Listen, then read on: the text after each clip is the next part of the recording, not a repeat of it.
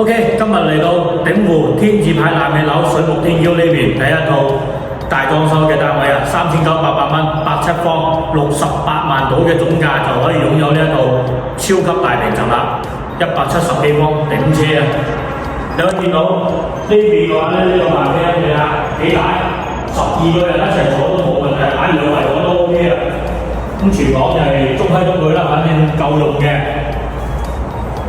咁咧過到嚟呢邊嘅話咧，就係一個陽台位置啦，佢南北對流嘅，而且呢個位置咧，亦都係有一個獨有嘅走火通道嚟嘅，因為佢係兩梯兩戶嚟嘅。咁呢度咧，呢個陽台咧就可以平時間曬下衣服啊，各方面都 OK。可以見到望住鼎湖山呢個山景嘅。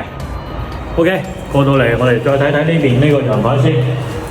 你睇呢個客廳打板樓都仲得啊，4米幾唔虧嘅，係咪先？你睇幾闊？陽台亦都係夠闊嘅，幾長。同埋呢邊咧，佢設計到咧一個等於係一個雜物間同埋放洗衣機嘅位置啦。呢個設計係相對嚟講比較好嘅。咁佢而家呢一個裝修標準咧，就唔係交俾你嘅嗰個裝修標準嚟嘅。咁如果你話需要佢睇佢嗰個裝修出嚟嗰個裝修標準咧，你可以問我攞資料，到時我發俾你。你可以見到每一間房、每一個廁所，亦都係比較大嘅。咁佢呢隻87方咧係做咗雙主套嘅。